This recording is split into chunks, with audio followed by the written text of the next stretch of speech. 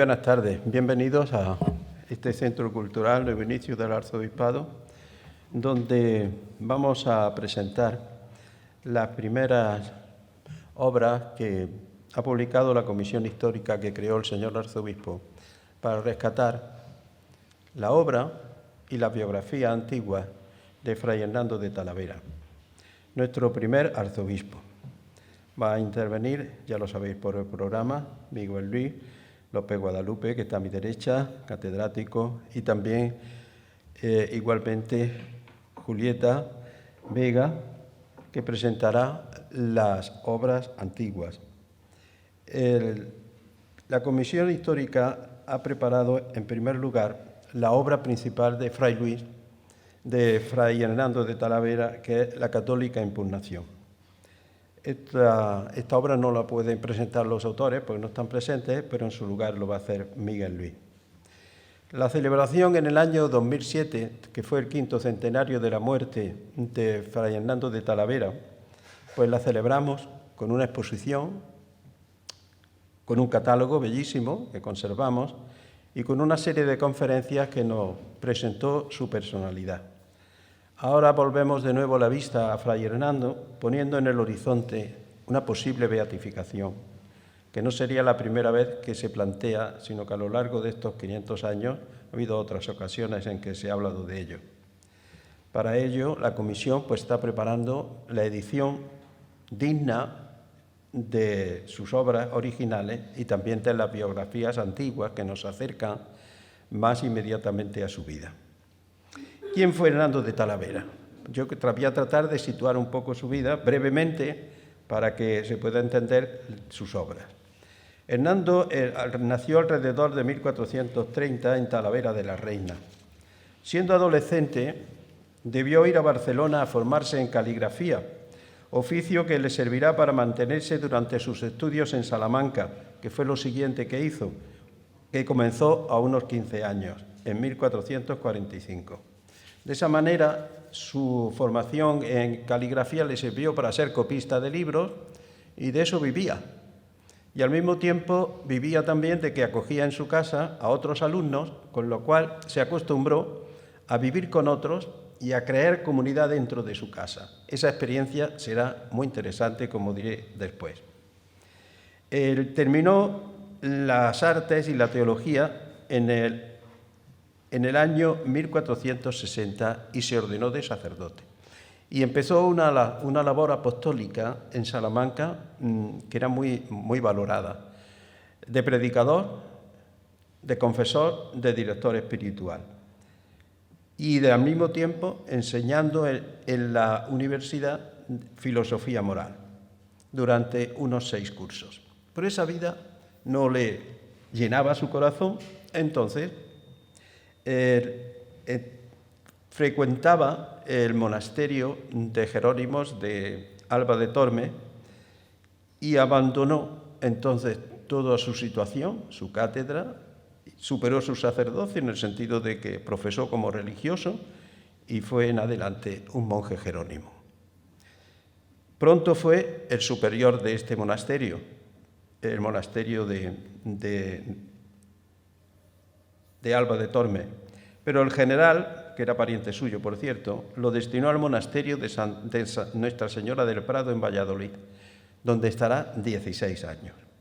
Allí, en el monasterio importantísimo que tenía la orden en Valladolid, aplicó una profunda reforma de la vida monástica, basada en el trabajo y la oración, en la pobreza y en la humildad.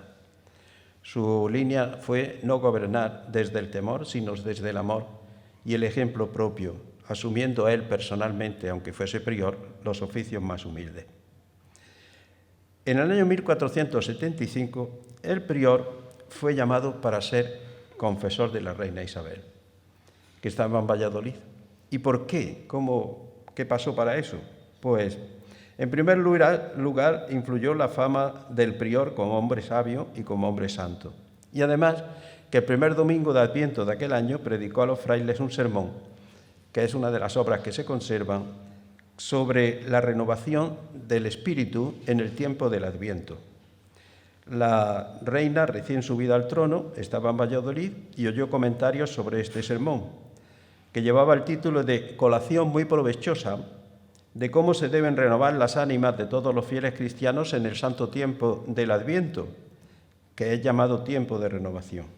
Pidió la reina el texto y así descubrió la altura moral de Hernando y le hizo venir a la ciudad para conocerle.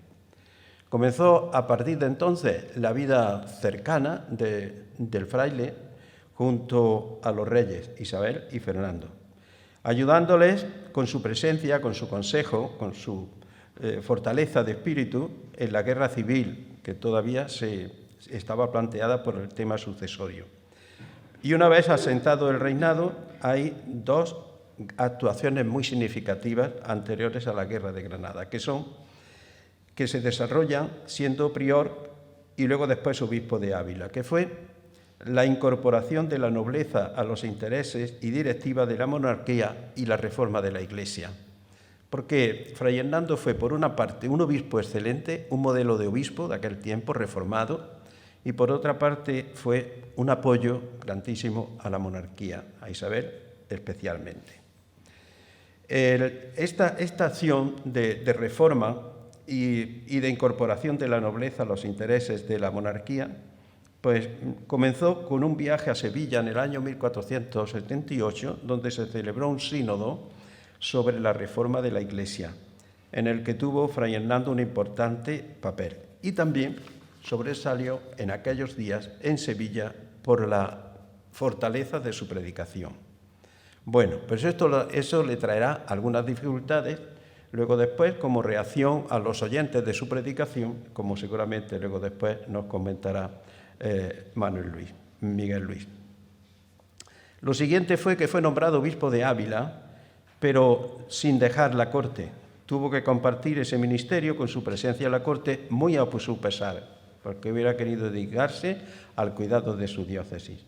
Esta dedicación a los asuntos de Estado se fija en esos dos aspectos que ya he comentado: el fortalecimiento de la monarquía frente a la nobleza y la ayuda en este caso en la reforma de la Iglesia que se perpetúa y sobre todo en la ayuda en la guerra de Granada, donde él echó una mano muy importante, sobre todo en el tema económico, que se basó, según su obra, no precisamente en los tributos al pueblo, sino fundamentalmente en hacer que todas las prebendas que la nobleza había recibido en los reinados del hermano de Isabel, Enrique IV, y del padre Juan II, pues que volvieran, digamos, a la corona, y de ahí hubo una fuente de ingreso bastante grande.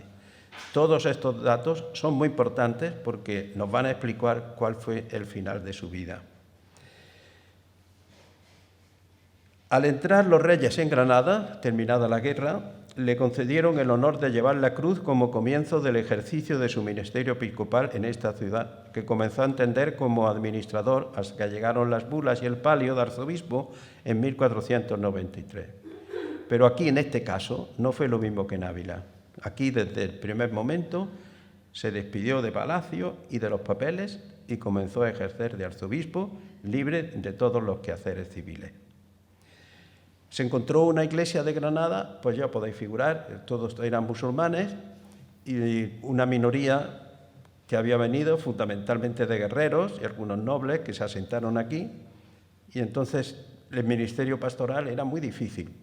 La dimensión fundamental era el cuidado de los cristianos viejos y sobre todo intentar evangelizar al mundo musulmán y conseguir en lo posible la integración de los musulmanes en la sociedad castellana. Por lo tanto, era castellanizar y cristianizar. Esa es la tarea que tenía que hacer. Pero esa opción la desarrolló él con un estilo, con una elegancia, con un respeto que verdaderamente son admirables para aquel tiempo. Entonces, vinieron muchas órdenes religiosas que ayudaron en esta labor, pero a él tenía que trabajar fundamentalmente en formar un clero diocesano, sacerdote, para la atención de las parroquias, especialmente en el ámbito rural, porque las órdenes religiosas, por lo menos en este primer momento, pues estaban centralizadas en la ciudad. Adaptar los clérigos que vinieron de fuera a las nuevas tareas evangelizadoras y al trato con el mundo musulmán y a formar nuevos sacerdotes granadinos. Esta fue una tarea muy importante para él. La formación del clero granadino era una cuestión decisiva para el futuro de esta iglesia tan especial, por sus dos tipos de fieles. Talavera impulsó para ello unas iniciativas que constituyen una de las características de la etapa fundacional de la iglesia granadina. A través de los años de profesorado, a través de los años de pastoral y de catequesis en los distintos niveles, Fray Hernando había adquirido una rica experiencia educativa que la pondrá al servicio de esa formación de los sacerdotes. En apoyo de su acción educadora, trajo la imprenta a Granada en 1496 y comenzó a editar diversas obras útiles para la acción pastoral y educadora que había emprendido, y estas obras serán trabajos de esta comisión editar al menos las más importantes. En cuanto a su acción pastoral, especialmente con los musulmanes, tiene unas características que las voy a resumir en 4 notas muy sencillas. Primero, que deseaba que él personalmente y sus clérigos pudieran dirigirse con eficacia a los musulmanes y moriscos en su propio idioma, el aprendizaje del árabe. Segundo, hizo adaptaciones al pueblo en la liturgia y en el canto y música al servicio de la liturgia. Adaptar al pueblo, cambiando muchas veces incluso textos de la liturgia de las horas, incluso también de los responsorios y de las respuestas de la liturgia eucarística, aceptando la música típica morisca en las iglesias y sobre todo ejerciendo una cercanía al pueblo con una constante preocupación por los pobres y por los marginados. Se acuñó la expresión, el nombre que le daban el mundo musulmán de el alfaquí santo. Cuando en 1499, llevaba 7 años el arzobispo, volvió la corte a Granada, con la corte vino el nuevo confesor de la reina, que es Cisneros, y entonces trazó un plan para agilizar la conversión que no coincidía en absoluto con la línea que llevaba el arzobispo. Pero en esto no me puedo detener. Lo que sí quiero hacer es una nota en el sentido de saber que tanto Talavera como Cisneros son paralelos en cuestión de santidad personal, de esfuerzo por la reforma de la Iglesia, de categoría intelectual y de impulso a la cultura y al humanismo. Ambos fueron sacerdotes, antes que religiosos. El uno se hizo jerónimo, el otro se hizo franciscano. Cisneros, unos 8 años menor le sucedió a Talavera como confesor de la reina, al quedar como arzobispo de Granada. Pero fueron diversos en el enfoque pastoral y político de la convivencia entre cristianos, judíos y musulmanes, entre los cristianos viejos y los conversos del judaísmo y del islam. Estos problemas los vivió Fray Hernando en su propia familia, porque Fray Hernando era también por parte de madre de origen hebreo. Entonces, y esa era una situación que la sospecha de que pudieran seguir practicando ritos judaicos, pues entonces eso era perseguido. No había Inquisición aquí en Granada, porque él no quiso que la hubiera, pero sí había Inquisición en Córdoba, y fue el inquisidor de Córdoba el que actuó en contra del arzobispo y de su familia, de su hermana, de sus sobrinas y de un sobrino. Intentó frente a él también, no lo consiguió, pero sin embargo el Talavera queda, digamos, como un poco eclipsado por la acción de Cisneros y luego después por esta persecución. ¿Qué es lo que había pasado? Pues que en 1504 había muerto la reina Isabel y entonces a partir de 1505 él no cuenta con la protección tan cercana de la reina. Por eso sucedió este acontecimiento tan grave. Al final, el Papa Julio II lo exculpó totalmente y no sabemos siquiera si el arzobispo conoció esa exculpación. Talavera murió el 14 de mayo de 1507. Por eso estamos celebrando este acto esta tarde, vísperas, y mañana tendremos otro en la Capilla Real, como sabéis, para celebrar los 515 años de su muerte. Murió, y este es el relato así cronológico muy breve, unas pinceladas, para que nosotros podamos situar ahora las obras que se nos van a presentar. Muchas de las cosas que he dicho explican la obra, especialmente la católica impugnación, pues queda perfectamente metida dentro de este esquema de su situación en todos los aspectos, singularmente de su actuación en Sevilla con motivo del sínodo y de su predicación. Pues nada, tenéis la palabra, Miguel Luis. Muy bien.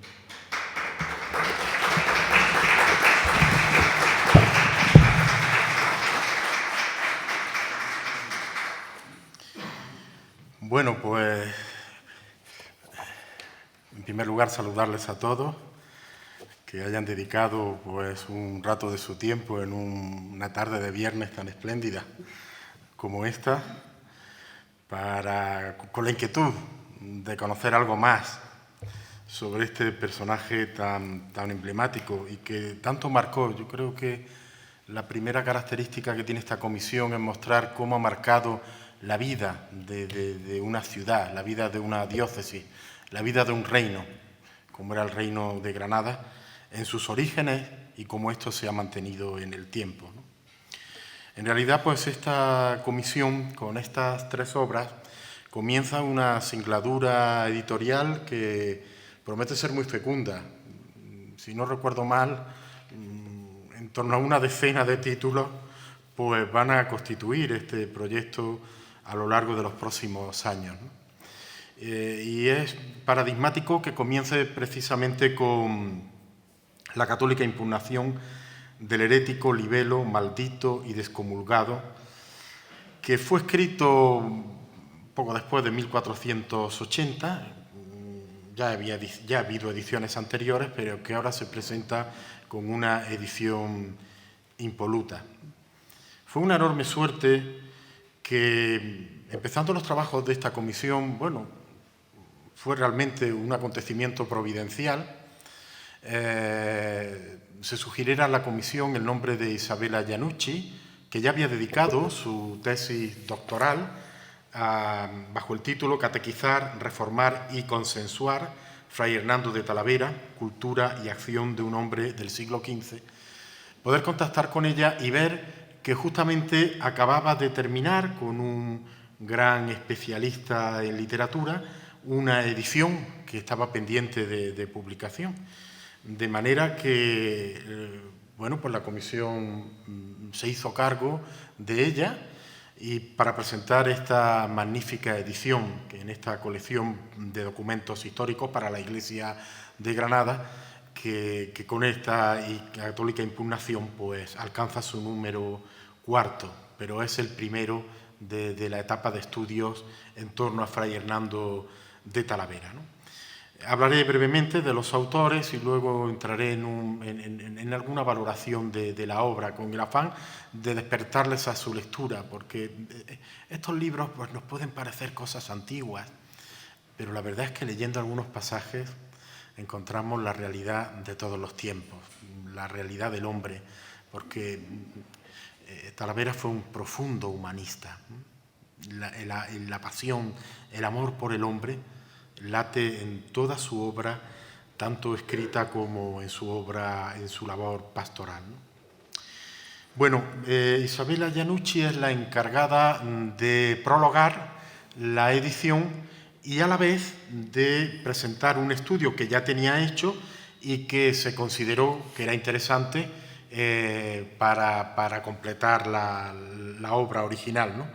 Es el libro Convencer para convertir, la católica impugnación de Fray Hernando de Talavera, que se presenta pues, en esa serie de la misma colección, pero esa serie de monografías y suplementos que van a completar los originales. En realidad, la comisión lo que se propone es presentar la obra en su estado original, ¿no? Para que pueda ser leída, interpretada por todas aquellas personas e investigadores, pero curiosos en general, que tengan inquietud en torno a este personaje, ¿no? Yo a Isabella Iannucci la conocí ya antes del año 2000. Ella es italiana por el nombre, aunque habla perfectamente español. Está casada con un español, pero actualmente vive en Roma.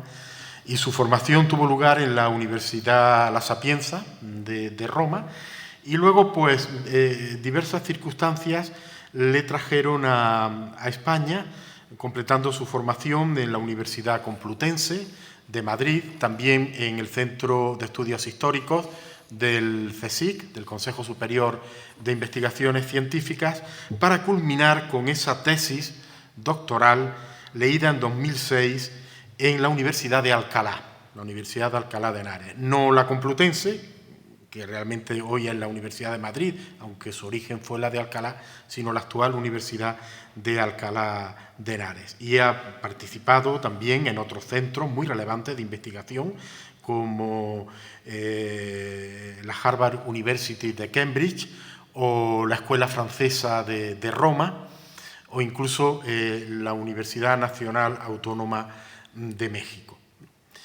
En realidad, cuando ella aborda esta edición, pues se pone en contacto con el catedrático de la Universidad Complutense, Ángel Gómez Moreno, que es una persona muy reputada, con una amplia investigación, perteneciente al Departamento de Literaturas Hispánicas y Bibliografía, y que pues, nos ha ido desgranando a lo largo ya de varias décadas toda una serie de textos clásicos originales de escritores españoles entre el siglo XV y el siglo XVI, inmersos en ese mundo de humanismo. Como digo, es catedrático de literatura española, ha pasado también por la Universidad de Valladolid, anteriormente a la Complutense, e incluso con estancias muy relevantes en universidades de muy diversos países, ¿no? Como la Universidad de Ottawa, la Universidad del Áquila, o la Universidad de Ginebra y la de Nuremberg, y en Estados Unidos la de Wisconsin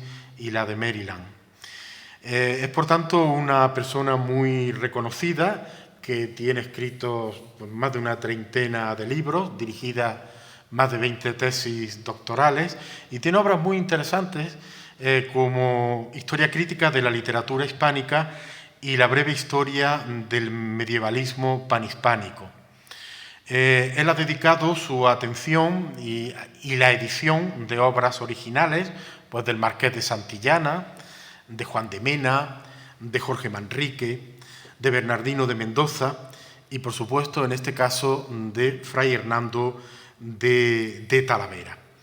Y además, pues, tiene una extraordinaria bibliografía española de textos antiguos que está subida en la red y que ha ido enriqueciendo desde el año 2001, por tanto esta iniciativa tiene más de 20 años y que resulta muy interesante para los investigadores.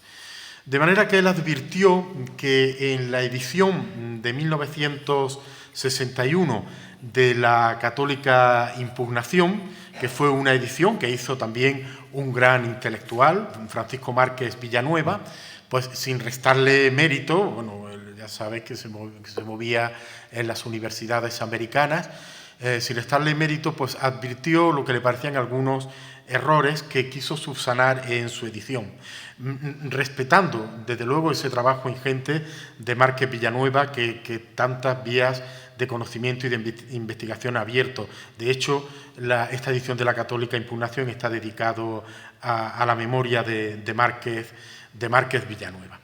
Y en este caso, pues, se utilizó un ejemplar único de la Biblioteca Valiceliana de Roma, Santa María in Valicella, que es esta gran basílica que está en mitad del Corso Vittorio Emanuele II, que los romanos le llaman la Chiesa Nova, la Chiesa Nova. Por cierto, un lugar que debían conocer los granadinos porque allí está enterrado nada menos que el cardenal Belluga. Está enterrado en Chiesa Nova. Bueno, con este original que le hizo un seguimiento casi, y lo explica en su libro, le hizo un seguimiento Isabela, casi de Sherlock Holmes, de cómo había llegado allí a través de la familia Torres, muestra esas conexiones tan intensas entre España e Italia. Porque realmente Isabella Iannucci se ha dedicado a eso, ya digo, principalmente a la figura de Talavera, pero en la actualidad ella es profesora de la LUMSA, Universidad de Roma, que es la segunda más importante, diría yo, después de la Sapienza, y que está pues allí casi a la vera del Vaticano, ¿no? En un palacio realmente impresionante. Y allí ella es en la actualidad profesora de Cultura y Política Española, y imparte asignaturas como lengua española, historia, como digo, de la cultura española, y ha dirigido algunos otros ciclos en la Escuela Española de Historia y Arqueología de Roma, que también frecuenta, bueno, que también nos trae muchos recuerdos a los que nos gusta ir a Roma, en San Pietro y Montorio, ¿no? Como saben, aquel templo tan coqueto de Bramanta, que yo es territorio español, ¿no?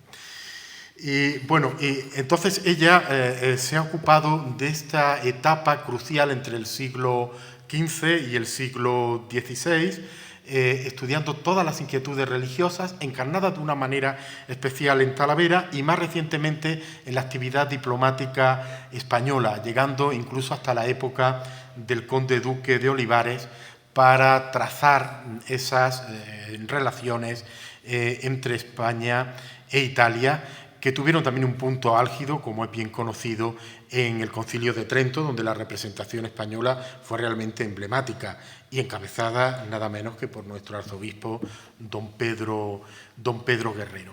Tiene muchas publicaciones ya previas sobre Talavera. No me voy a detener en ellas porque en cualquier... integrando en Internet lo van a encontrar, pero nada más que en las conferencias que ha venido dando en los últimos años, desde el 2006 para acá nos encontramos títulos tan sugestivos como estos y que ya nos indica qué partido ha sacado a la figura de Talavera.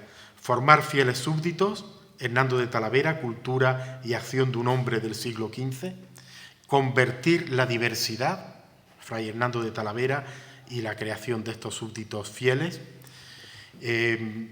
La palabra de Fray Hernando de Talavera, instrumento regni para edificar la monarquía de los reyes católicos. Y muy recientemente, ¿cómo evangelizar a la mayoría siendo minoría? Un título que es muy de pensar, porque muchas veces cuando nos planteamos aquel panorama no calibramos bien el contexto.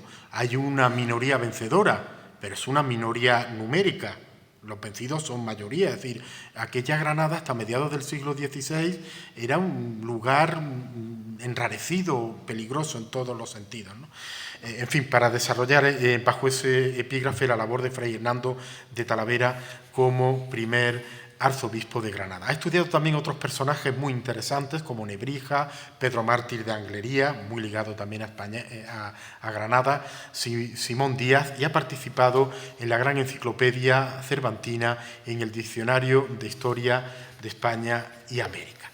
Bueno, ella ha tenido siempre una especial predilección por esta obra de Talavera, que como bien ha dicho don Manuel, pues probablemente sea la obra central de su pensamiento.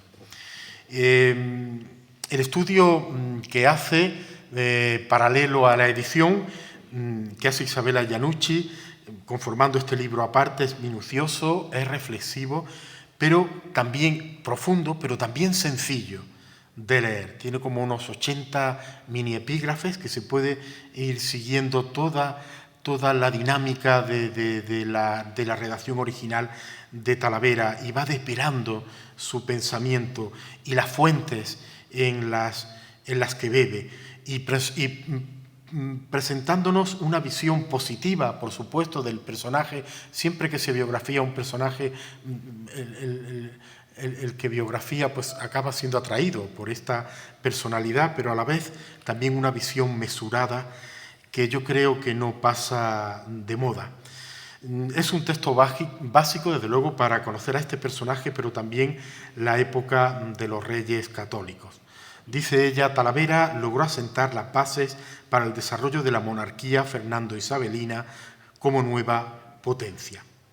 La verdad es que la católica impugnación surge como reacción a un libelo judaizante que había aparecido en la Sevilla de 1478. Es el momento álgido en que comienza esta cruzada contra los judeoconversos y que va a empezar, es el año en que el Papa le concede la Inquisición a los reyes católicos y va a empezar a funcionar en Sevilla en el año 1480.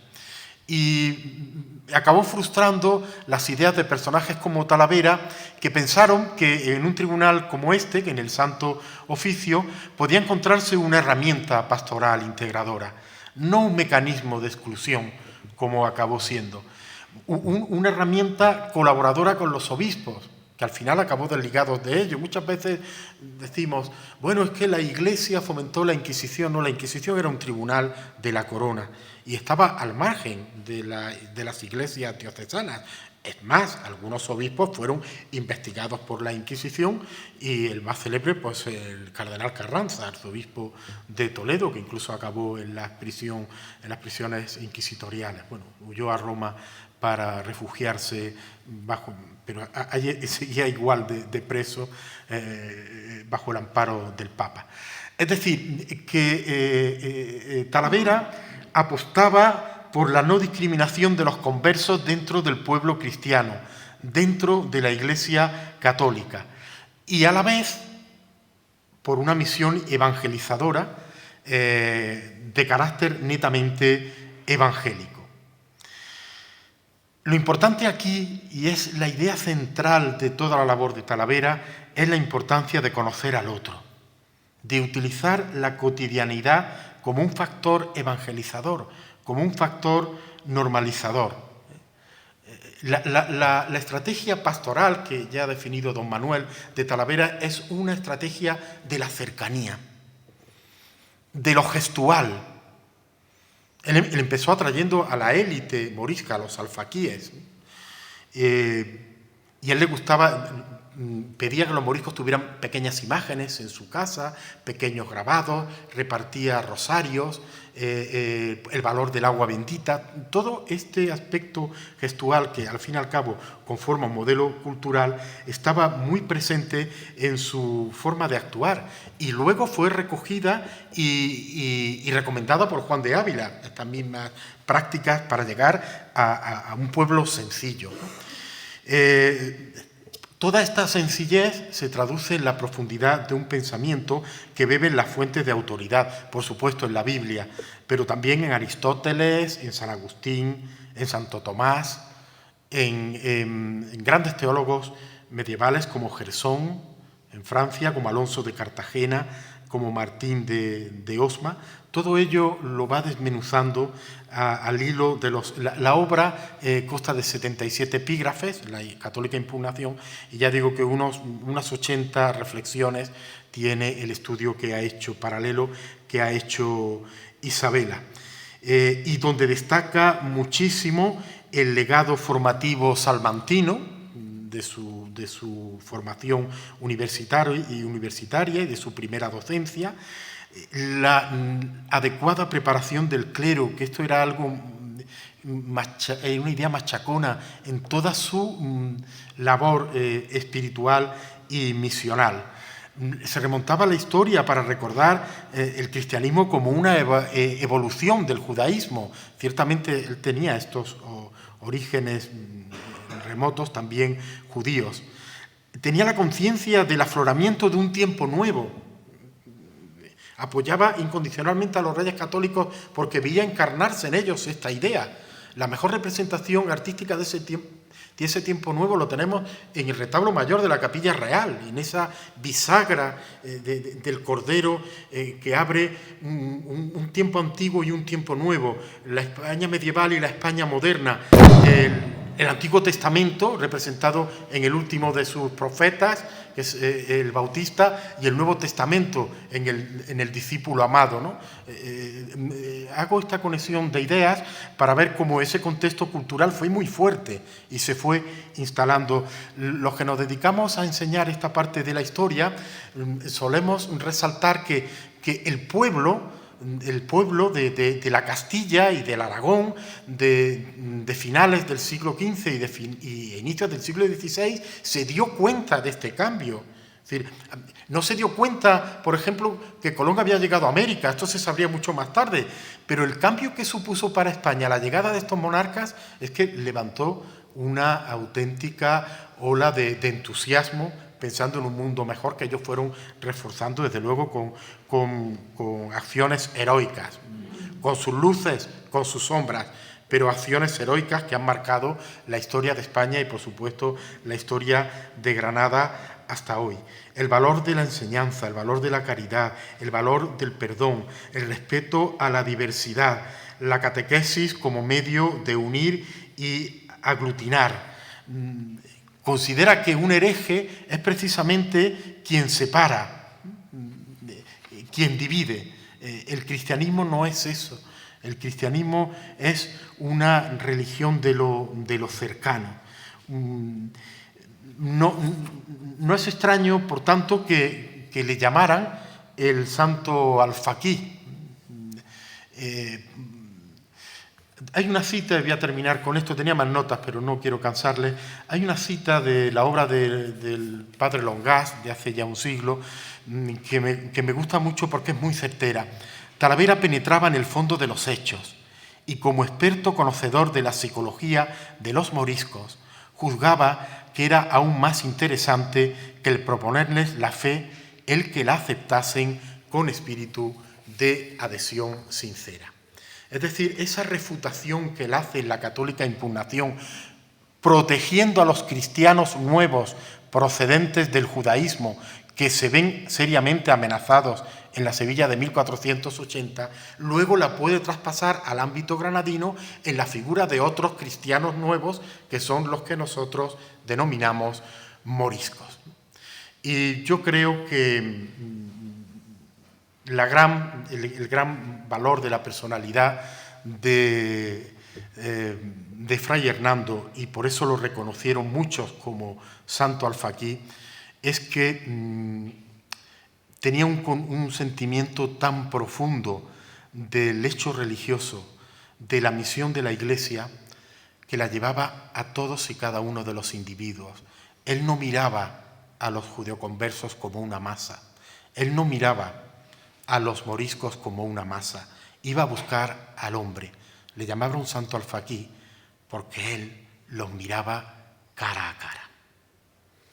Muchas gracias.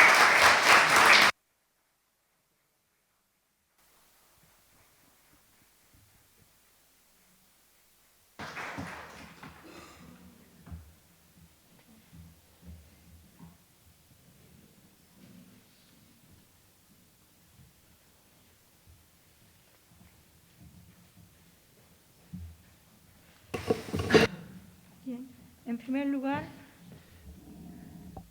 es para mí un honor estar con estos dos ilustres señores. Quería agradecerle además a todos ustedes, amigos, conocidos, su presencia aquí.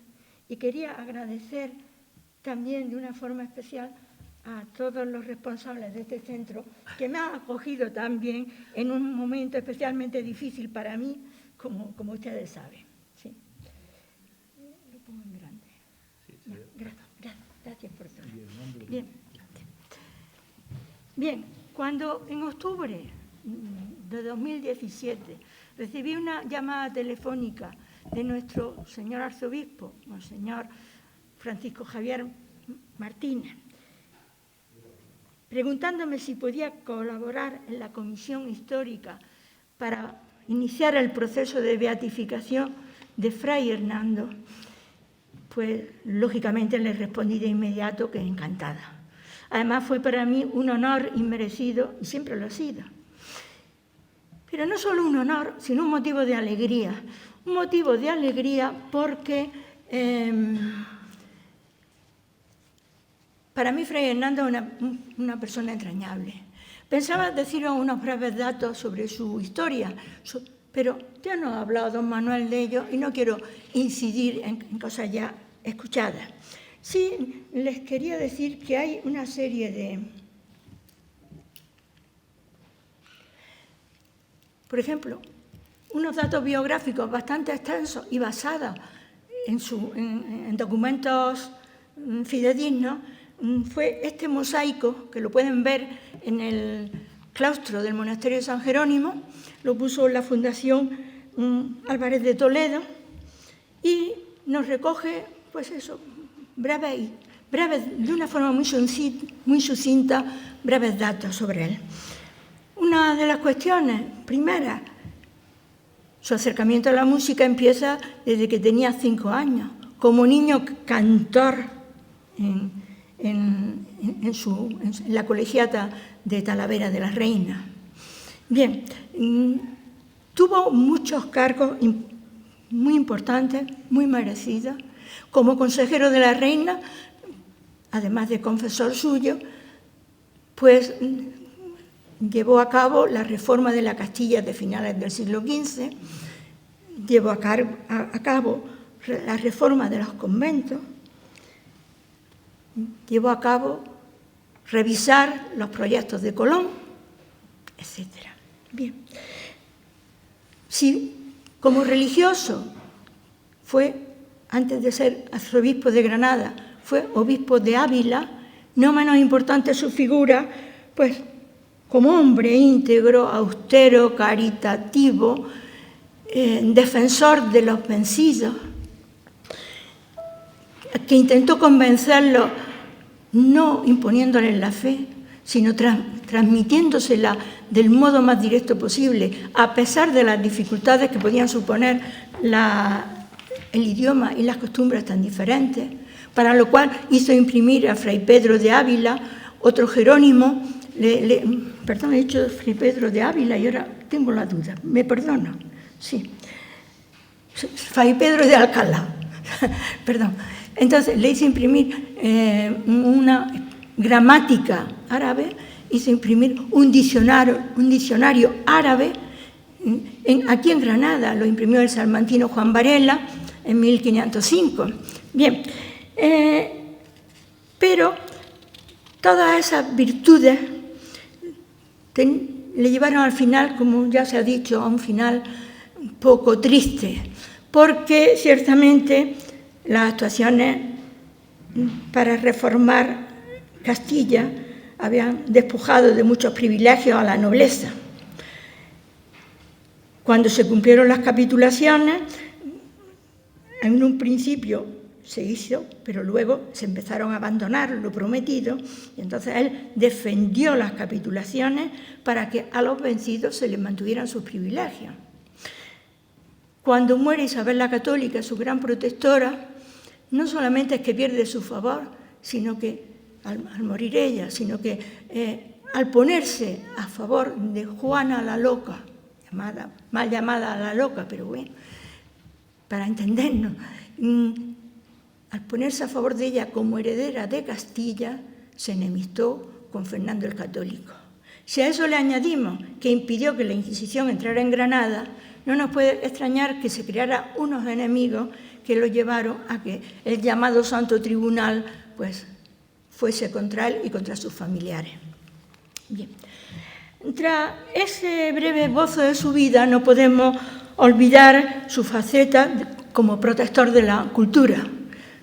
Protegió la imprenta, se ocupó de la gramática española de Nebrija y tampoco podemos olvidar su faceta como niño cantor, luego compositor y buen protector de la música como Jerónimo. Para él la música fue un medio de difundir la religión. Como en otras épocas, en el barroco, se había empleado la escultura, bueno, posteriormente, la escultura y la pintura como medios de difusión de la religión. Un medio más. Bien.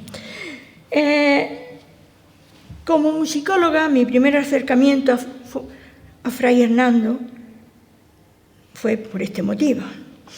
Sus composiciones religiosas, que tanto valoró la reina Isabel la Católica y a la que se las dedicó, pues me llevaron a conocerlo más profundamente y a difundir su obra a través del concierto de la Escola Gregoriani Liberi, que me honro en dirigir, y a partir de 1993, con grabaciones que empezaron en 1996 y con publicaciones acerca de su persona que empezaron en 2004 y que hoy, esta que presentamos, de su biografía antigua, es la última que he realizado.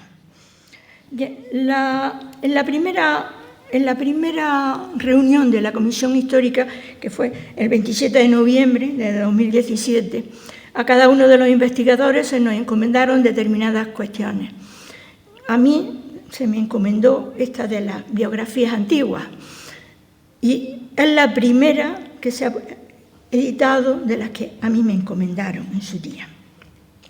Las biografías que se han escrito de Fray Hernando son muy numerosas.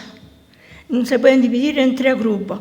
Las que escribieron personas que lo conocieron, que lo trataron, que estuvieron con él. Las personas que se han limitado a copiar esas primeras biografías. Y luego ya los investigadores modernos que, basándose en datos fehacientes, en documentos inéditos, van a hacer unas nuevas aportaciones a su conocimiento. Entre las primeras, algunas son muy desconocidas y muy importantes porque nos aportan datos que a lo mejor no se conocían hasta ese momento. Eso nos ha movido a recopilarlas, pero también hay otras que escribieron personas que no conocieron personalmente a Fray Hernando, pero que escucharon de primera voz lo que contaban de él personas muy cercanas a él, muy allegadas a él. Algunas de las biografías primitivas están escritas en latín. Para la fijación y traducción de los textos latinos hemos contado con la encomiable colaboración como traductor del filólogo don Jesús María Morata Pérez, que hoy nos acompaña. Gracias. Bien, la primera biografía a la que me he dedicado ha sido una datada en 1507. Fue escrita por Jorge de Torres en latín. Es muy breve. Está dirigida al Papa Julio II y es evidente que la intención de Torres de que se exculpara a Fray Hernando de las acusaciones de la Inquisición había sido motivado por su cuñado, Hernando de Zafra, gran amigo de Fray Hernando. Bien. Otra brevísima biografía, escrita también en latín, la hizo Pedro Gumial. Esta figura como dedicatoria de la breve suma y está dirigida en 1520 al deán y al cabildo de la Catedral de Granada. Al concluir su dedicatoria, no sé si lo podrán ver, porque además es un poco difícil porque está en latín en la parte inferior, nos dice: la he escrito 2 veces. Bueno, leo la traducción.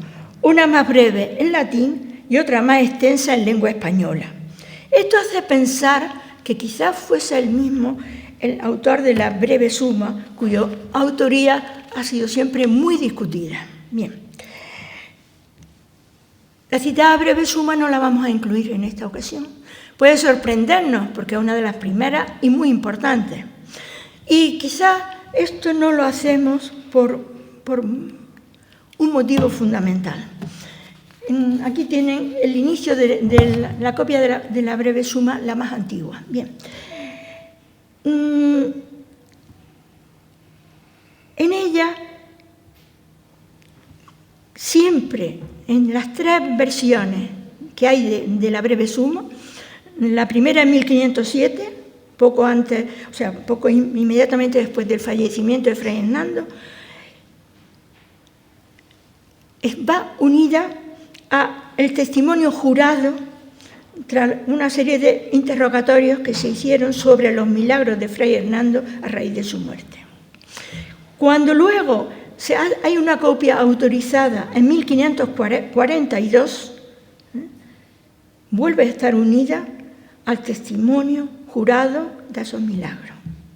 Eso nos hace pensar que formaban una unidad y que, por tanto, eso merece un estudio de ambas obras de una forma independiente de la biografía para poder completar esa biografía. Bien, he puesto esta primera imagen que se conserva, que es prueba de la devoción que tuvo Granada al primer arzobispo, Fray Hernando. Está en la Puerta del Perdón de la Catedral de Granada, una obra de Diego de Siloé, de 1536, en una cartela sostenida por dos virtudes, la fe y la justicia. Se puede leer un texto en que las propias virtudes en primera persona pues dicen,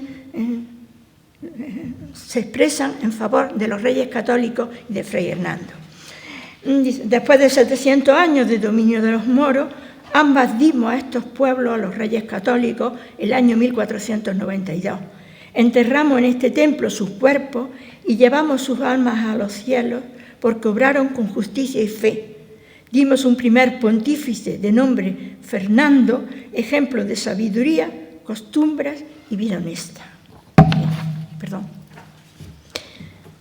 Otro testimonio gráfico interesante, no sé qué ha pasado. Sí. ¿No? Sí. Otro testimonio gráfico interesante aparece dentro de la iglesia del monasterio de San Jerónimo. Es la única imagen, no sé si se verá bien, en que aparece el arzobispo vestido de pontifical, vestido con los atributos episcopales, porque realmente solía más aparecer en todas sus otras representaciones como monje jerónimo, sencillamente. Ahí está como santo alfaquí, hemos oído esa expresión muchas veces. En árabe, el artículo al y faquí quiere decir doctor o sabio en ciencias religiosas y en leyes religiosas. Los moriscas lo llamaban así, puesto que él era el que les enseñaba las verdades que debían de tener. Bien. El sumario de la vida del primer arzobispo de Granada fue impreso en Évora en 1557. Hay varios ejemplares antiguos manuscritos. Algunos dice que se hizo casi a raíz de la muerte de Fray Hernando. Se suelen atribuir a un familiar de Fray Hernando en Granada, Alonso Fernández de Madrid, que también fue canónigo en Palencia, arcediano en Alcor, etc. Bien. Es un libro raro que hemos tenido la suerte de poder ver aquí en Granada. De ello agradecemos al Archivo Histórico Municipal que nos haya permitido manejarlo.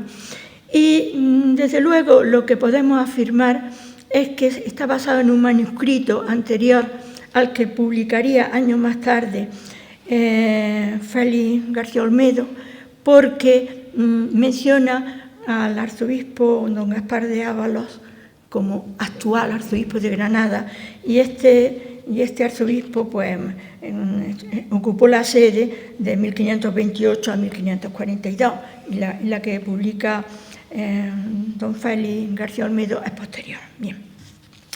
Ahí hace una mención a sus composiciones, pero no voy a extenderme en ello por el tiempo. Bien. En el Archivo Histórico Diocesano de Granada encontramos, hace ya muchos años, el traslado de una vida de Fray Hernando, un traslado auténtico, firmado por un notario apostólico. Y lo curioso es que es el 16 de junio de 1792. Quiere decir, ¿por qué se hace un traslado auténtico de una biografía a finales del siglo XVIII? Pues porque en ese momento fue otro en los que se intentó revalorizar la figura de Fray Hernando. Bien, este libro, bueno, es interesante por varios motivos, pero voy a seleccionar uno de ellos, y es que aparece el epitafio que le puso en el sepulcro de Fray Hernando don Íñigo López de Mendoza, marqués de Mondéjar y amigo suyo. ¿Por qué importante? Pues porque, desgraciadamente, el sepulcro de Fray Hernando hace tiempo que desapareció. Alguien dice que cuando se hicieron las obras de comunicación entre catedral y sagrario, no se sabe exactamente. Pero bien, lo cierto es que ahora mismo ni siquiera sabemos dónde están sus restos con exactitud. En algún momento yo he estado en los sótanos sí, y entonces me han dicho, esos puede que sean los restos de Fray Hernando.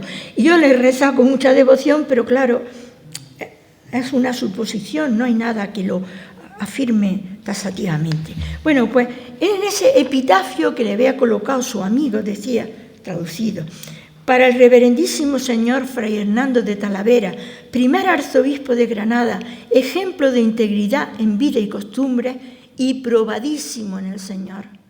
Un amigo le colocó para su amigo que murió el día 14 de mayo de 1507. Bien.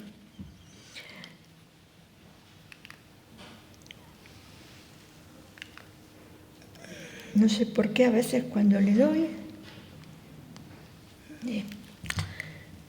Fray Pedro de la Vega era un jerónimo que lo que él escribe es la crónica de los frailes de la Orden de San Jerónimo. Pero entre sus personajes ilustres dentro de la Orden está Fray Hernando y le incluye una biografía, escrita en lengua vulgar, por supuesto. Bien, lo importante es que cuando escribe la Breve Suma, esas primeras biografías, las escriben personas que habían conocido a Fray Hernando después de ser arzobispo. Pero Fray Pedro de la Vega, como había sido monje en el mismo monasterio en que Fray Hernando llegó a ser prior, conoció en persona a compañeros de Fray Hernando, de su época de Jerónimo. Y entonces le habían contado de forma muy directa muchos episodios de la vida de Fray Hernando como novicio, como primer Jerónimo, etc. Bien. A ver si ahora hay suerte. Un anónimo franciscano publica en Valladolid en 1547, la imprenta de Juan de Villaquirán, El carro de las donas. Bueno, Francesc Eiximenis había escrito en Lemosín el famoso carro de las donas. Lo que hace este anónimo franciscano es traducir del Lemosín, el primitivo catalán, traducir la obra de una forma muy libre, la obra de Eiximenis, y además añadirle cuestiones. Evidentemente, Eiximenis no pudo conocer a Fray Hernando, puesto que murió en 1409. No lo pudo conocer, ni pudo escribir su biografía. O sea que eso es todo un añadido de ese anónimo franciscano. Bien. Como cosa muy interesante nos cuenta que él estuvo presente en una reunión que tuvo con el Papa Adriano VI, otro compañero suyo, y que le contaron los prodigios que habían ocurrido a la muerte de Fray Hernando.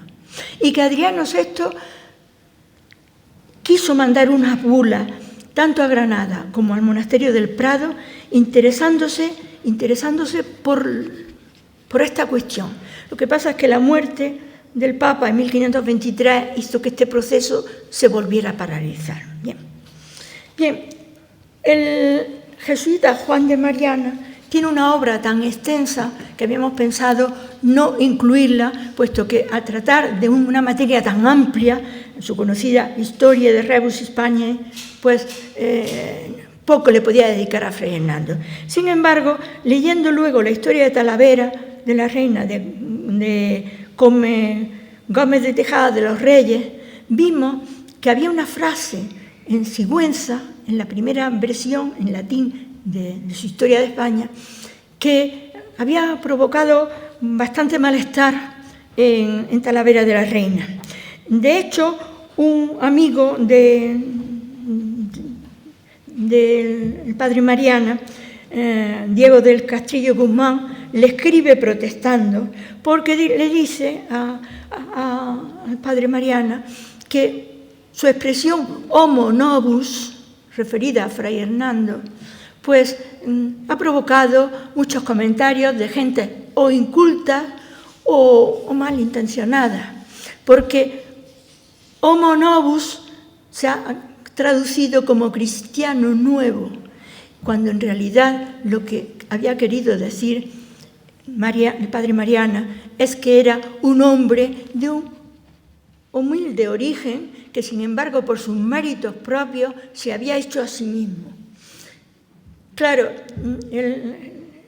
se conserva la carta que le respondió el padre Mariana aclarando esto, diciendo que no había querido en modo alguno quitarle mérito a Fray Hernando, que homo novus no quiere decir cristiano nuevo, con lo cual parece que está negando una ascendencia judía de Talavera.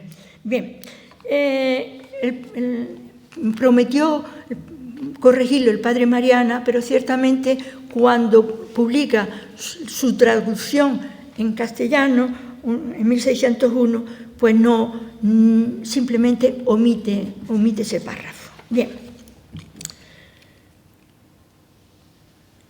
Sí cuenta el padre Mariana que Fray Hernando fue embajador de los Reyes Católicos a Portugal para concertar el matrimonio entre los herederos de ambos reinos, lo que demuestra la importancia que tuvo Fray Hernando como consejero real. Bien.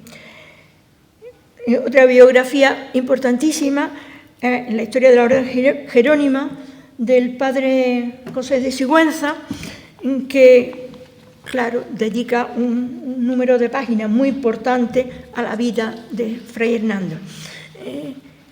La escribe con mucho cariño y en parte porque el padre Sigüenza tenía muchos puntos en común con Fray Hernando. Lo debía sentir muy cercano.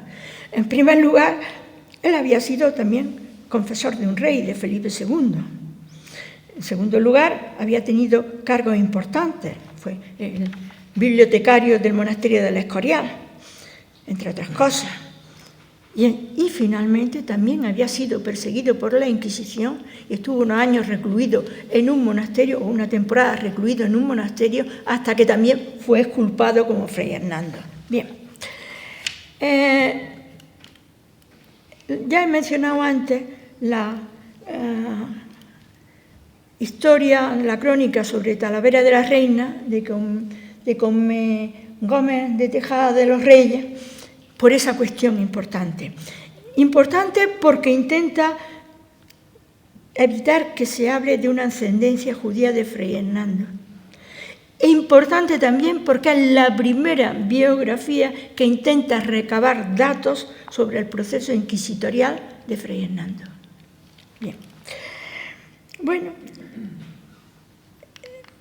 concluimos nuestro libro con un apartado sobre la Acta Sanctorum, concretamente en el volumen 3 de estas actas. No sé si conocen, las Acta Sanctorum empezaron a escribirse por el padre jesuita Jean Voland y luego sus seguidores la continuaron, los llamados volandos o volandistas. Van a hacer una hagiografía, pero en que ordenan los santos no por nombres alfabéticos, sino por la fecha de su muerte y por tanto van siguiendo el calendario. Cuando llegan al 14 de mayo, pues nombran a Fray Hernando de Talavera. Claro, sorprende, porque no era santo. Pero es que ellos se molestan en explicar el por qué. Dicen que porque hay personajes de la categoría de Ferrario o de Tamayo Salazar que consideraban que era un santo. En segundo, porque fue honrado por sus milagros después de su muerte. Y sobre todo, y leo textualmente, hay un proceso formado que se está tratando en la Rota Romana y mientras allí se discute su causa, basta con dar a conocer su vida. Perdón. Bien, la lista de los biógrafos de Fray Hernando sería interminable, incluso sin contar con los contemporáneos, por tanto, nos hemos limitado a esta. Ahora bien, hasta el principio nos hemos dicho, hemos mencionado la importancia que tenía la música. Si hemos dicho en la edición, no lo he querido leer por no alargarme, que en la biografía impresa de Évora se mencionaba que se citaban sus composiciones, por ejemplo, las misas y el oficio de la entrega de Granada el día 2 de enero, que se celebraba siempre en Granada, la misa y el oficio de la Virgen de los Dolores de la Virgen, de la misa y el oficio de San José. Bien, pues la escuela gregoriana a lo largo de las 3 últimas décadas lo hemos interpretado todas ellas. Os quiero poner una última imagen del introito Gaudeamus Omnes, con el que se empieza la misa de la toma. Es un contrafactum hecho por Fray Hernando de Talavera para la misa del día 2 de enero. En un principio se celebraba ese día. Luego, en este canto, aparecen muchos cantorales, donde está lo más antiguo y más completo están en la iglesia de la Encarnación de Santa Fe, pero hay en muchos conventos de Granada, aparece. Este concretamente se lo he puesto porque está en la Capilla Real. Es un poquito más tardío y entonces ya, como pueden ver, no sé si lo pueden leer, ya no se celebraba el 2 de enero, sino el domingo después de la circuncisión, o sea, después del 1 de enero, siempre que no coincidiera con el de la Epifanía, el Día de los Reyes.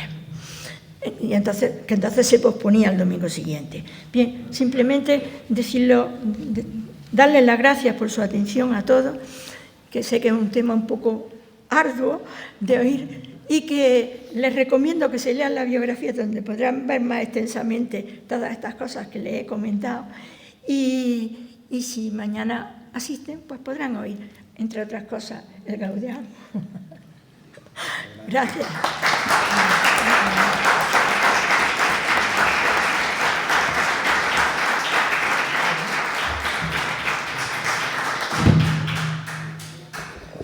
Muchas gracias, Julieta. Muchas gracias, Miguel Luis. Yo creo que la exposición ha hecho ver la importancia que tenía el arzobispo como eclesiástico y también en su labor cultural y sobre todo en su labor de asistencia a los reyes católicos en esa gran empresa que ellos emprendieron en la España del siglo XVI. Y al mismo tiempo la importancia de las publicaciones que hemos iniciado. Esta segunda exposición de Julieta pues nos ha hecho ver las biografías más antiguas y de quién proceden y su evolución. Y en cuanto a la católica impugnación, es el libro básico. Hay algunos detalles que la exposición ha ido sugiriendo. Yo me voy a permitir decir alguna cosilla, ¿no? Por ejemplo, Miguel Luis nos ha dicho que el ejemplar se encontró en una biblioteca romana. Efectivamente es que la obra era desconocida y entonces se encontró este único ejemplar y el que trabajó Márquez Villanueva y con una edición que luego después ha sido, digamos, renovada hace muy poco tiempo en la editorial de Córdoba. La nuestra, pues, creemos que es una edición verdaderamente mucho más cuidada. ¿Y por qué se había perdido la obra y no había más que un ejemplar? Y precisamente en una biblioteca que era de la Orden de los Filipenses, pues porque había sido perseguido. Incluso la obra habría sido puesta en la Inquisición, en el índice de la Inquisición como un libro prohibido. Entonces, un ejemplar se conservó en Roma por toda la historia que él ha sugerido, que es muy interesante, de la familia Torres. Eso es un detalle que yo quisiera comentar. Y en segundo lugar, otro detalle importantísimo en cuanto a los autores, porque Julieta ha hecho alusión a los autores que lo conocieron. Es muy importante que yo puntualice otra cosa que dije desde el comienzo, y es que ya en Salamanca, cuando estudiaba, él se rodeó de otros estudiantes, pero con ánimo apostólico, con ánimo de formación. Y esa línea la siguió siempre, y en Granada especialmente. De tal manera que su casa era un sitio de educación. De tal manera que parecía aquello como un colegio mayor, donde grandes familias castellanas encomendaban a Fray Hernando la educación de sus hijos. De ese grupo salieron 12 obispos. 12 obispos, discípulos de Fray Hernando, que naturalmente siguieron su línea apostólica y que hicieron un gran servicio a la España de la primera parte, de la primera mitad del siglo XVI. Eso es importante de saberlo. Y algunos de esos discípulos son los hermanos Alonso Fernández de Madrid y Jerónimo Fernández de Madrid, a los cuales se adjudican algunas de las primeras biografías. Y luego otro detalle, permitirme que ha sido cosas que han sido saliendo, pero que me parece que son importantes, es el tema de la muerte y el enterramiento. Cuando murió fue una conmoción en Granada, y de tal manera que la afluencia del público y de los devotos fue tan grande y el deseo de cogerle reliquia fue tan grande que tuvieron que, en la misma noche, murió durante el día, y en esa noche lo enterraron. Y lo enterraron en el sitio donde había muerto, que era el tercer sitio donde vivió Fray Hernando, que primero vivió en la Alhambra, la primera catedral que se hizo allí, y allí vivía también con sus sacerdotes, y luego después vivió en lo que actualmente es el monasterio de las... ¿Cómo son estas monjas? Las Comendadoras, y luego hizo una iglesia especial en lo que actualmente es el Madoc, y lo que es la plaza de esa plaza se llama del Padre Suárez, que es donde estaba el templo, ahí es donde estaba la casa y ahí fue donde murió. Luego después su cadáver se trasladó a la catedral, que era la antigua mezquita, y allí se puso a la derecha del altar, y allí se le puso con ese epitafio que nos ha dicho Julieta, que verdaderamente es precioso. Que yo lo resumo siempre en dos palabras, nada más. Amicus, amico, posuit.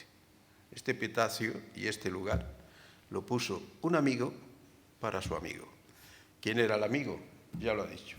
Era Íñigo López de Mendoza, el capitán general de la Alhambra, y gran devoto y gran amigo de Fray Hernando. La exposición nos ha hecho ver la importancia de que esta iniciativa se siga desarrollando. Tengo que decir, y yo creo que esto es importante, que la comisión, naturalmente, los tres estamos, pero hay más gente en esta comisión, aunque uno de ellos pues, ha muerto, que es Miguel López Rodríguez, que era canónigo y ha sido archivero mucho tiempo, y muy devoto de la historia y de la investigación en los archivos, y sabéis cómo Miguel murió pues hace, yo creo que ya más de un año. Entonces, él estaba encargado de algunos aspectos muy importantes, sobre todo del tema de los milagros, que estas primeras biografías le asisten, nos transmite. Ese es el tema que él tenía asignado de investigar.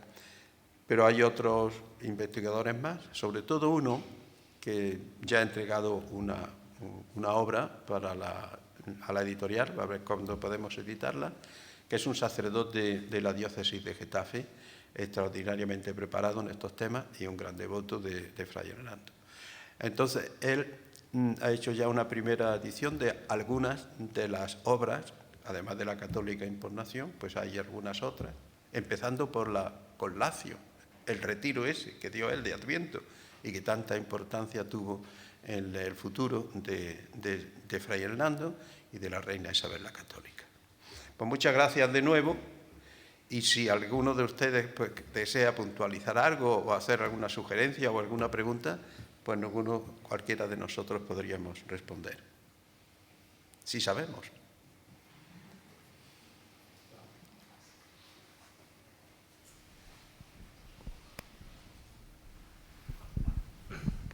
Buenas noches.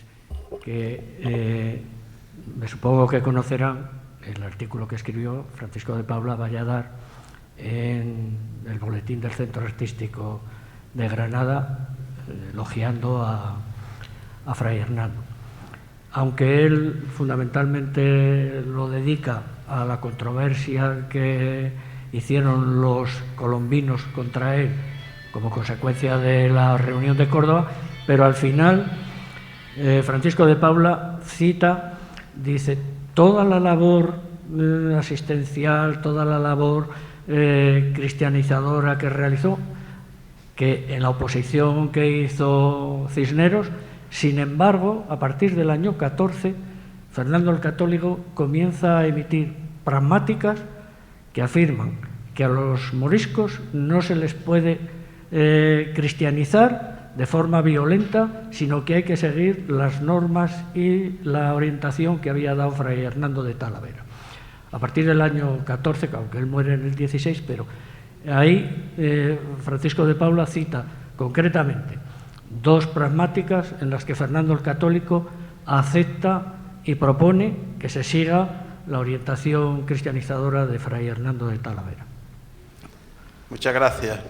El que ha hablado es Domingo Ramos, historiador, del cual yo tuve la suerte de ser compañero en el Instituto Padre Manjón. Estamos aquí varios del Padre Manjón, no solo él, sino de aquellos años gloriosos de los años 70 y 80. Muchas gracias, Domingo. ¿Más? ¿Algo aportaciones?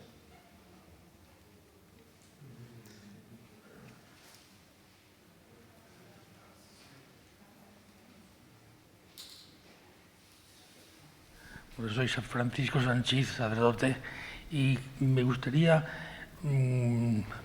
para el proceso de beatificación, de canonización de Fray Hernando de Talavera, y también quizá extensivo a Isabel la Católica, que, como sabemos todos, es importantísimo esa devoción popular, ¿no? De que llegue al pueblo, que la gente le invoque, que roce que le pida un milagro.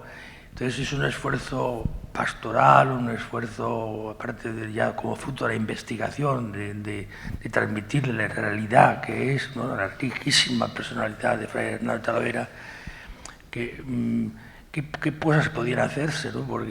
Porque para que no dejar esa dimensión tan importante, que la gente ya canonizado o beatificado pues tenga un modelo de obispo, un modelo de evangelizador, un modelo de modos de hacer, ¿no?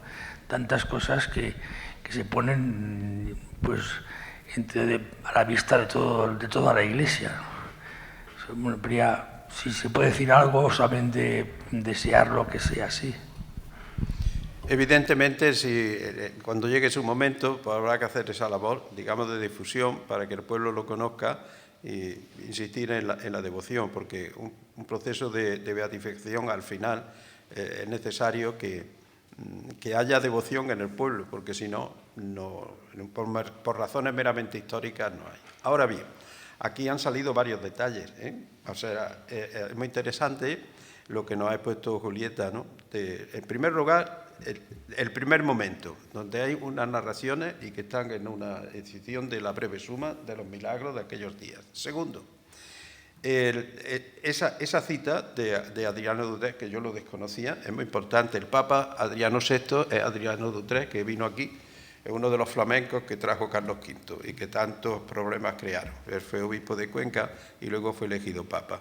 El último Papa no italiano hasta que llegó San Juan Pablo II, porque era holandés. Bueno, pues entonces, que él se interesara, ese dato es muy importante, porque estamos viendo cómo va evolucionando el tema y que a lo largo de los siglos no se ha perdido. Y el tercer dato que ha dado es de finales del siglo XVIII, es otro dato verdaderamente muy importante, de tal manera que, digamos, esa fama de santidad pues ha sido evolucionando a lo largo de los siglos. Y realmente es un modelo de obispo en todos los aspectos, y un hombre verdaderamente santo que es conveniente y necesario que la Iglesia lo reconozca como tal.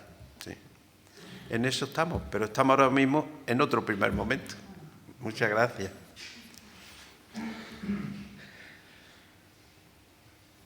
¿Queréis añadir algo más? Bueno, pues entonces muchas gracias por la atención. Mañana tenemos el concierto y en ese concierto, pues yo supongo que también Julieta hará una introducción en que se referirá especialmente al aspecto musical, ¿eh? En el concierto hay dos partes. En una primera parte son obras de Fray Hernando de Talavera y en otra segunda parte, puesto que estamos ahora en mayo, van a interpretar las antífonas marianas. El Alma Mater, Alma Redentoris Mater, que es la antífona mariana del tiempo de Adviento, el Ave Regina Celorum, que es la antífona propia del tiempo de Cuaresma, el Regina Celi, que rezamos en este tiempo de Pascua, y el Salve Regina.